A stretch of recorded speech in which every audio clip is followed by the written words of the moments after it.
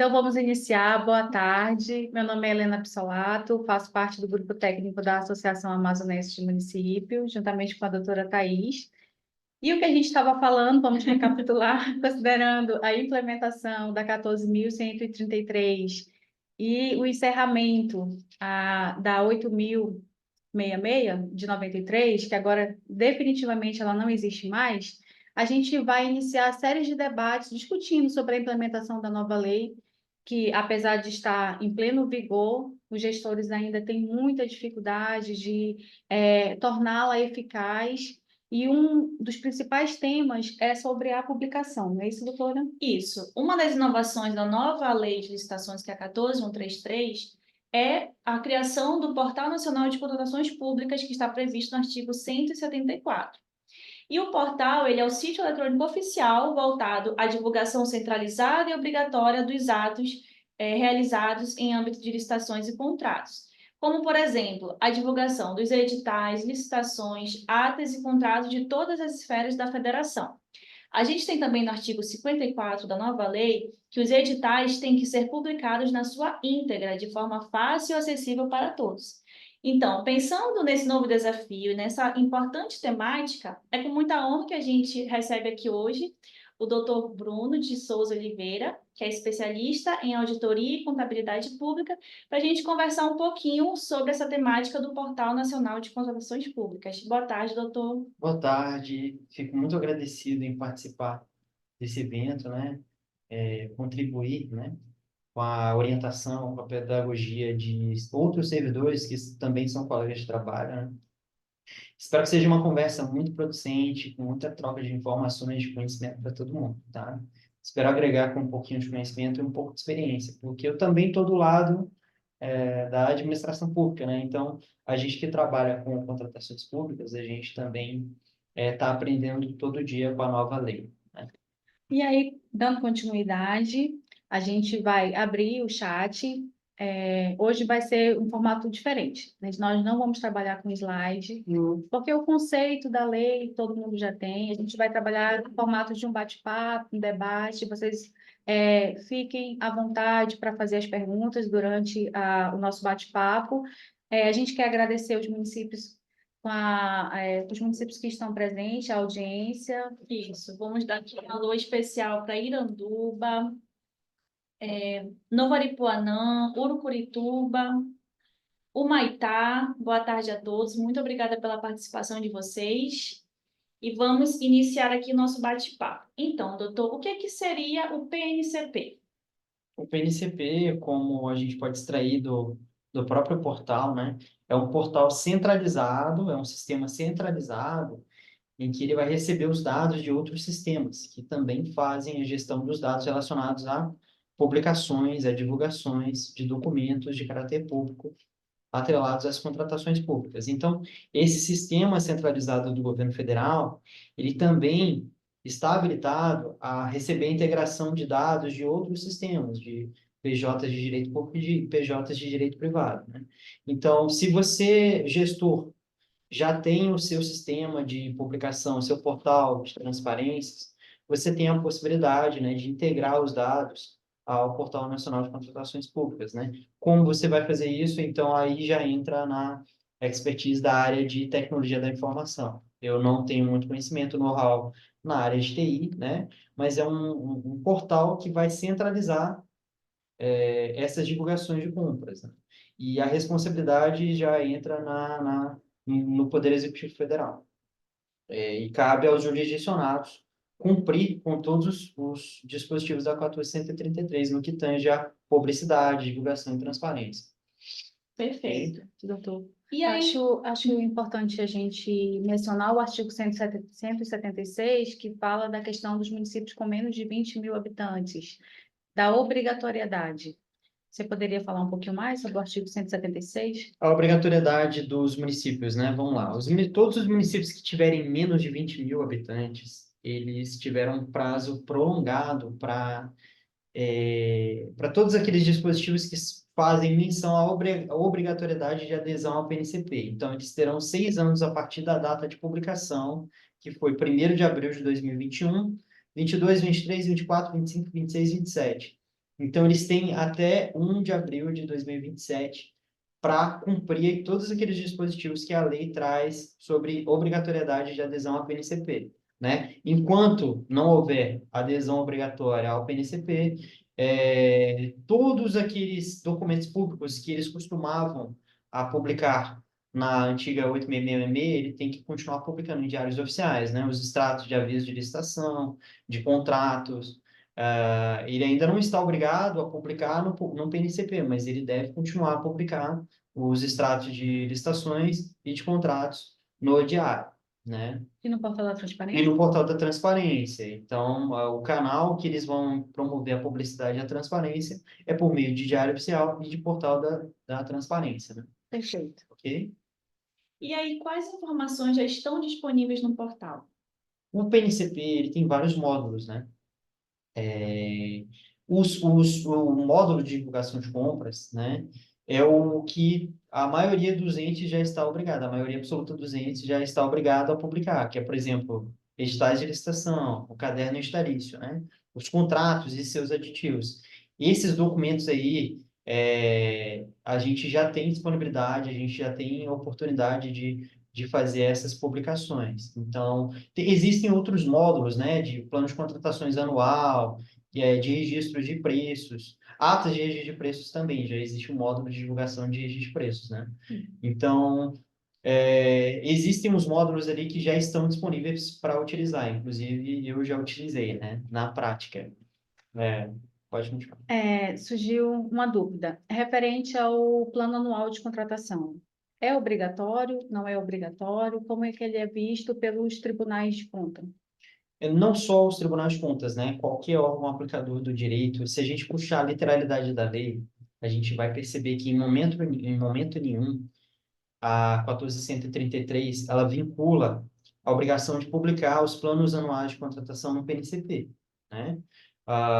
O plano anual de contratações, ele pode ser divulgado de outras formas. Então, o gestor, a autoridade competente, ela pode continuar elaborando seus planos anuais de contratação por meio do seu software, por meio dos seus mecanismos, desde que você promova publicidade e transparência para esse documento, em seu portal de transparência, em um link aberto, disponível para qualquer cidadão ter acesso.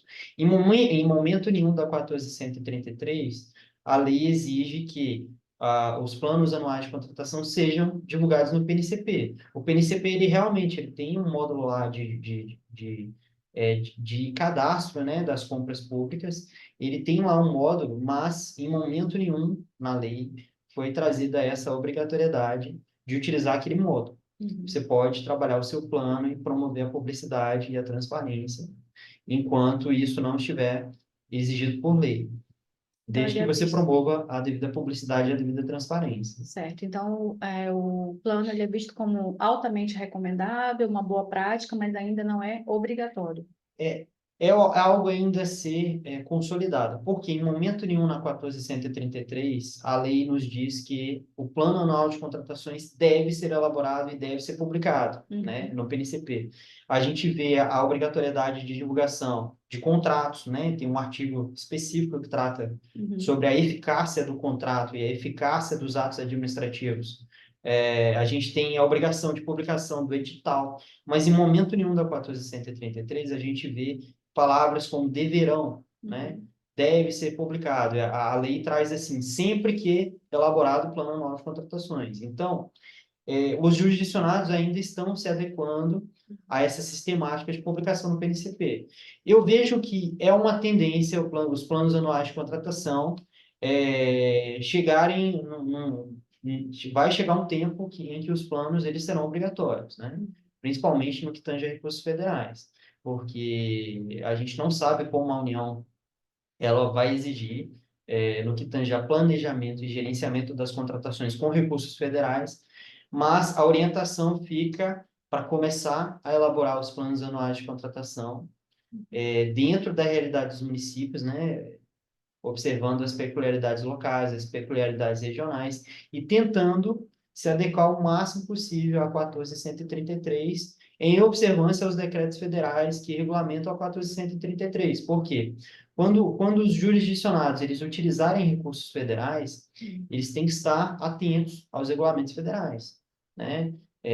Que existem muitos regulamentos vinculados a programas federais, né? Tem o PNAE, que é o Programa Nacional de Alimentação Escolar. Então, existem regulamentos, existem resoluções vinculadas à utilização daquele recurso. Então, os jurisdicionados têm que ficar muito atentos a quando utilizar recurso federal, porque a União pode vir a regulamentar sobre a obrigatoriedade de elaboração de plano anual de contratações. Pode vir, né, a regulamentar, inclusive, a utilizar esse módulo de plano anual de contratações anual, que está disponível no PNCP. Mas, por enquanto, a elaboração do PNCP, a elaboração dos planos anuais de contratação, elas não estão obrigatórias, no sentido de o jurisdicionado ter que utilizar esse módulo, ok? Perfeito, doutor. Só mais uma dúvida antes da gente seguir para a próxima pergunta. E os atos financeiros, referente à questão dos empenhos, notas fiscais, elas são obrigadas a Então, estar na íntegra no PNCP? eu penso o seguinte, né? O entendimento que eu trago aqui é do meu estudo sobre julgados jurisprudenciais, julgados em todas as cortes de contas no Brasil, né? Espalhadas pelo Brasil. A LRF ela já trazia a exigência de publicação pormenorizada da execução financeira do contrato, né? Do desembolso financeiro. Porque muitas vezes um processo administrativo de execução de contrato, ele traz dados sensíveis de algumas empresas, né? Então, algumas notas fiscais, alguns modelos de notas fiscais trazem dados sensíveis. Então, em momento nenhum, eu encontrei, inclusive trabalhando com alguns colegas de trabalho, né, discutindo com alguns colegas de trabalho, a legislação ela nunca trouxe a obrigatoriedade de divulgar a nota fiscal na íntegra, em portais de transparência, né? Mas eu vejo sim como essencial a publicação das notas de empenho, da identificação das notas de empenho. A 4.320 ela também traz essa necessidade de identificar o credor, a quantia a ser paga, né? Então, a publicidade no que tange a execução do contrato, eu vejo como essencial seguir os parâmetros da LRF, da 4.320, mas em momento nenhum eu vi na legislação correlata, né, a contratações públicas, a obrigatoriedade de você publicar a nota fiscal. Certo, Mas o obrigada. pagamento, sim, eu acho essencial, a nota de empenho, sim. Então, fiquem atentos, anotem essas dicas de quem entende de fato do assunto. Temos mais uma pergunta, doutora? Sim. E, doutor, quem são os responsáveis por mandar as informações ao portal? Vamos lá. Se a gente olhar a segregação de funções, né, com a nova lei, cada profissional ele vai ter suas funções atreladas ao trâmite do processo. O processo administrativo ele é deflagrado pela autoridade competente, né? Começa pelo órgão demandante.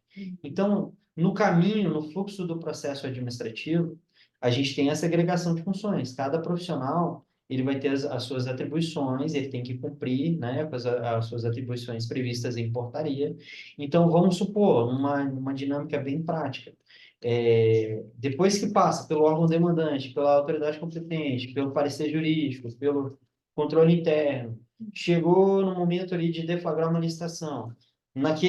Entre o despacho que deflagra a licitação, determina o início da licitação até a conclusão da licitação, as atribuições são atribuídas ao pregoeiro. Então, o pregoeiro ele tem a função de dar publicidade aos atos administrativos relacionados a licitações, né?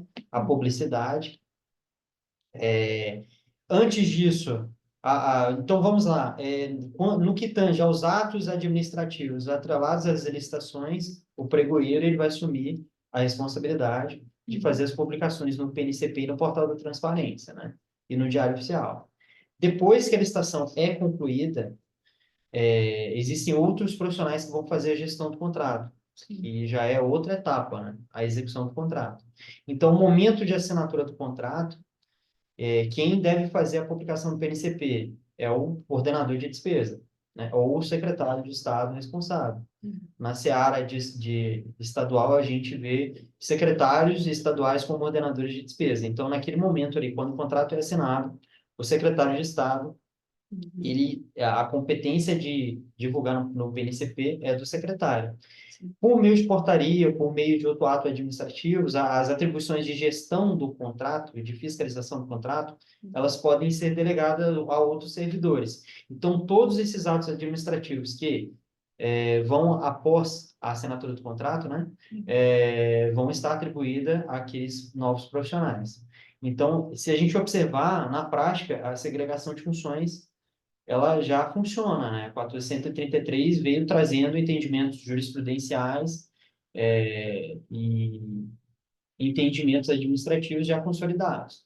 Então, cada um, durante um processo de contratação pública, cada servidor público, ele tem as suas atribuições. No que tange a publicação dos atos durante a condução do certame, pregoeiro. No que tange a assinatura do contrato, ordenador de despesa. Após a assinatura do contrato, ordenador de despesa ou os servidores que receberem a delegação de atribuições relacionadas à gestão e fiscalização do contrato. Perfeito. Considerando essa dinâmica da possibilidade de cadastrar gestores para dar seguimento às publicações, quem deve realizar o credenciamento junto ao PNCP? Então, o credenciamento, eu não tenho muito conhecimento nessa parte de cadastro inicial, mas tem um contato aqui, né, no documento que a gente pegou, que é a central tá na folha seguinte. O credenciamento inicial, ele vai ser realizado por um servidor. Cada jurisdicionado, ou ele tem um órgão, ou ele tem um servidor responsável pela parte de TI. Sim. Certo? Esse profissional, ele vai entrar em contato com a Central de Serviços do Ministério da Gestão e Inovação. Isso, a doutora Thaís vai colocar um número no grupo, no chat, que é o 0800 978 91. Esse é o primeiro contato para quem quer fazer o credenciamento do seu órgão, da sua unidade gestora ao PNCP. Sim. Cada jurisdicionado, cada órgão vai receber só um login e uma senha. Então, esse login e senha, eles vão ser master. Então, o cadastro dos outros profissionais dentro do PNCP, a atribuição de responsabilidades, ela vai ser feita por meio desse login master. Muito provavelmente é o prefeito. Ou um servidor da área de TI. Então, a própria lei, ela traz que um órgão da área de infraestrutura de TI, com essas atribuições, o ideal é que ele assuma essa responsabilidade de integração dos portais dos dados, né, com o PNCP. E esse perfil, ele vai fazer o gerenciamento das competências dentro do PNCP. Quem vai ser o pregoeiro, a atribuir funções de operação dentro do sistema. Não tenho muito conhecimento sobre essa parte operacional, né, do PNCP, mas o que a gente pode adiantar, para quem ainda não se cadastrou, é entrar em contato com essa central. Okay? Isso até faz um gancho aqui para a minha próxima pergunta. Como alimentar os dados no portal? Após o credenciamento e a habilitação dos servidores cadastrados, né? Cada servidor ele vai ter um login de acesso, né? E uma das formas de entrar no sistema é por meio do GovBR, né? O cadastro do GovBR. Quando eu atuo como pregoeiro, por exemplo, né? Eu tenho um certificado A3, porque no CIASGNet, que é um sistema operacional que é integrado ao PNCP, eu preciso de um certificado A3 com a minha assinatura digital, meu certificado digital. Sim. Então, quando eu vou lançar o edital no PNCP, por meio do CIASGNet, eu preciso do certificado A3, do token, que é um pendrive A3, com o certificado digital. Certo. Agora, cada servidor, ele pode ter atribuições distintas em que talvez você não precise desse certificado digital. Então, o ideal é você tirar as dúvidas com o pessoal da central de serviços. Mas o pregoeiro, de antemão, a gente já pode adiantar que ou ele vai precisar de um certificado por meio de token pendrive A3, ou certificado em nuvem, né? Tem várias modalidades. Mas de antemão, o pregoeiro, que eu posso adiantar, e o ordenador de despesas, ele vai precisar do certificado digital para fazer os lançamentos no PNCP. Bruno, porventura, os municípios que a gente já consolidou, que a obrigatoriedade são para municípios com mais de 20 mil habitantes. Mas, mesmo assim, considerando a realidade do estado do Amazonas, a gente sabe a dificuldade de internet. E aí, se porventura os municípios, na hora de alimentar no PNCP, que eu já vi pregoeiros relatando, mesmo estando em Manaus, dificuldade de alimentar o PNCP. E aí, qual seria a sua recomendação para os gestores que forem alimentar o PNCP e aí encontrarem dificuldade, seja questão da internet, que é o maior problema, ou seja, dificuldade mesmo técnica, na hora às vezes tem município que não consegue emitir o certificado, e aí uma empresa que faz é de um outro município, então, e tem urgência no processo. Qual seria a sua recomendação para o município, para o gestor se precaver de que ele não conseguiu, naquele momento, publicar as informações, mas seguiu com o processo por ter uma situação emergencial? Nesse momento inicial, né, de integração ao PNCP, adequação, eu entendo que a realidade aqui do interior do Amazonas é totalmente diferente da realidade vivenciada pelos munícipes do interior de outros estados, por exemplo, né? Uhum. A dificuldade de internet, realmente, para alguns municípios aqui, ela é bem difícil, é uma realidade bem complexa. No que tange a tudo que o gestor pode fazer, quando ele encontrar extrema dificuldade para fazer os lançamentos no PNCP, uma orientação que eu posso passar é registrar, levar documentações de que houve a tentativa naquela época, né? Que houve tentativa de cumprir o plano anual de contratações, o registro de tentativa de fazer o lançamento do PNCP, né? Então, uma coisa é a realidade vivenciada pelo munícipe. Outra coisa é como eu vou demonstrar que eu encontrei a dificuldade naquele momento ali de publicar, de desenvolver a contratação pública, né? Então, é ter um cuidado com os princípios da publicidade e transparência. É procurar promover a publicidade e a transparência no momento da contratação pública, né? Não deixar para depois, tentar comprovar depois. Demonstrar que houve um cronograma para concluir a licitação, né? Então, há vários mecanismos de evitar e afastar a responsabilidade de órgãos controladores, de aplicadores de direito, né? Porque se a gente pegar a letra da lei, em tese ele estaria descumprindo uma ilegalidade, né? Mas na prática a gente sabe que também tem um aspecto político e o um aspecto subjetivo, né? Que está atrelado ali à dificuldade que o gestor tem de conduzir uma licitação, mesmo com dificuldade de internet. Então, sempre que você encontrar dificuldade em lançar editais de licitação, contratos no PNCP, tente promover com o maior grau de publicidade e transparência possível, por meio de portal de transparência, por meio de diário oficial, né? Extratos. Então, demonstrar que foi feita uma tentativa de cumprir o plano de contratações anual. Então, é o compromisso que o servidor tem de promover a ampla publicidade e a transparência.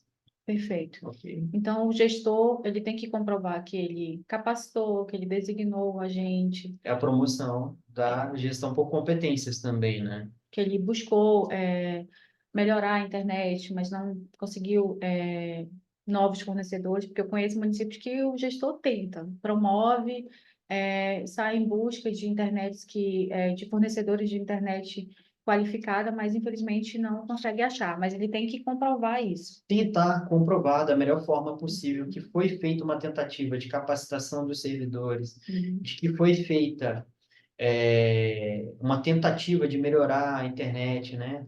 Pegar os laudos dos profissionais que têm know-how na área de tecnologia da informação, comprovar que existia um cronograma para deflagrar a licitação naquele período e aqui a administração pública ela não podia parar. A administração pública ela precisa parar, ela não pode parar, ela precisa continuar, né? Então, demonstrar de todos os meios hábeis admitidos em direito, né? Que houve aquela tentativa, naquela época, de promover a licitação. Porém, diante das dificuldades vivenciadas pelo gestor, diante da dificuldade de conectividade, né? Não foi possível publicar naquela época. Então, existe todo uma carga, um grau de documental e um compromisso de que o servidor, o compromisso que ele deve assumir no que tange à transparência e à publicidade. Mais municípios participando, doutora? Alguém mais deu uma luzinha para a Sim. gente? Temos aqui conosco o Marcos Coelho, que é o controlador interno da Câmara Municipal de Maués. Muito obrigada, Marcos. Temos também o município de Barreirinha aqui conosco hoje. Muito obrigada pela participação de vocês. Eu vou colocar também no chat o link do manual de integração ao portal, Perfeito. para os servidores que quiserem dar uma lida, é muito importante, tá bom? Está o link aqui no chat. Temos alguma pergunta? Não. E no nosso cronograma, temos mais alguma pergunta? E quem poderá utilizar o Portal Nacional de Contratações Públicas? Quem poderá, os cidadãos, qualquer cidadão hoje já tem disponibilidade de pesquisar um contrato, uma licitação que está em curso, que está em execução. Os fornecedores também, né, eles já têm acesso ao módulo de planos anuais de contratação. O plano anual de contratações é interessante, porque além de dar um norte para os fornecedores, para os potenciais fornecedores, ele é um parâmetro interessante para os servidores e os órgãos internos do ente e do órgão jurisdicionado, porque ele ajuda os servidores a ter uma visão estratégica, uma visão holística de todas as compras e todos os serviços que serão necessários se efetivarem no próximo exercício, né? Outras pessoas que podem acessar o portal da transparência, qualquer cidadão, qualquer empresa, qualquer associação, né? Então, é um portal que está lá à disposição para pesquisa de preço, tem um banco de preços, tem pesquisa, tem a parte de registro de preços, né? Tem o módulo de registro de preços para pesquisar se tem atas vigentes em curso. Então, é um portal gratuito que já está à disposição de todos os jurisdicionados, todos os cidadãos, para fins de transparência, para verificação da boa probidade no emprego dos recursos públicos, para que os licitantes tenham acesso a potenciais compras que os órgãos irão efetivar nos próximos exercícios. Então, é um portal muito interessante. Perfeito. Para os processos de inexigibilidade de contratação direta, para os municípios com mais de 20 mil habitantes, também preciso publicar. Também precisa publicar nos mesmos moldes exigidos para procedimentos licitatórios, né? Você divulga um instrumento convocatório, que é a ratificação da inexigibilidade ou a ratificação da dispensa, e você tem um tempo hábil para publicar o contrato, nos moldes exigidos pela 433. Perfeito. Então é isso. Temos mais perguntas? Sem perguntas.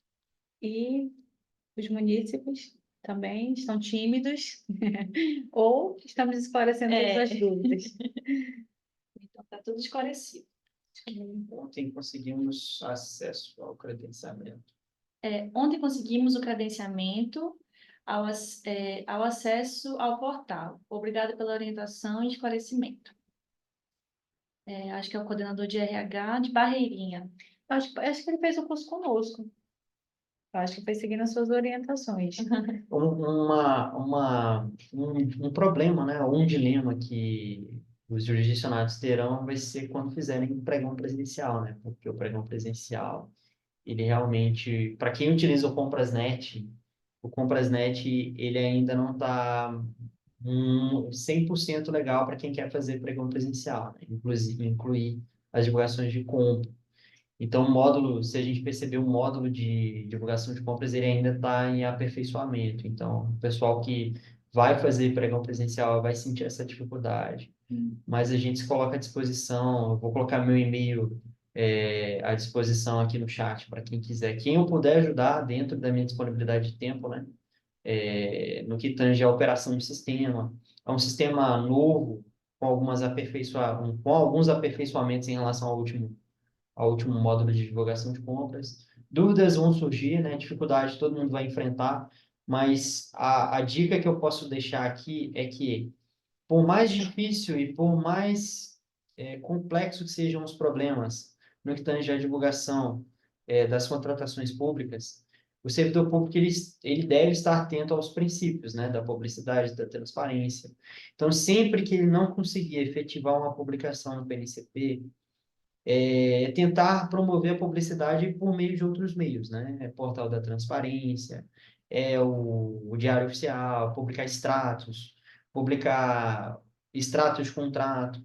Então, as dificuldades elas irão surgir, como surgem para qualquer servidor que atua na administração pública, mas além disso, a gente tem que ter em mente o nosso compromisso com a transparência, tá? Então, minha dica que eu deixo é essa para fechar a entrevista, ok? Perfeito. Bruno, muito obrigada pela sua participação, tirar um tempinho para promover esse debate. É muito valioso para a gente, que está todo mundo agora, é novo para todo mundo, a 14.133. Então, um desafio, uma experiência, e contar com um profissional com o teu gabarito nos deixa muito honrada. E é isso, gente. Muito obrigada pela audiência. Um abraço. Já estávamos com saudade. Sim. E aí a gente vai se organizar para toda semana ter um convidado diferente, ou a gente repetir figurinha, porque o Bruno é de excelência. Vamos contar com a disponibilidade dele para a gente discutir sobre a 14.133. Nos mandem mensagem, Sugestões, né? exatamente. Nossos capacitas. E é isso, meu muito obrigada. Manuel disse muito esclarecedor. Muito obrigada, Manuel. O e-mail do Bruno, por gentileza. Eu vou deixar o meu e-mail público, né? bruno.engenheiro.civil. Bruno.engenheiro, certo? bruno.engenheiro.civil@outlook.com. Então, sempre que eu puder contribuir com orientação, com dificuldade na operação do sistema, né, no meu tempo útil, vai ser um prazer. Faço isso com amor, né, de forma gratuita. Tento ajudar todo mundo que eu posso, da maneira como eu posso, dentro do tempo que eu tenho disponível, sempre que eu puder orientar os jurisdicionados, os nossos colegas de trabalho, né? Fico muito feliz. E agradeço a entrevista. Me coloco à disposição para novas entrevistas também, tá bom? Obrigada. É isso. Obrigada. É isso, gente. Um abração para vocês e até a próxima. Boa tarde, gente. Tchau, tchau.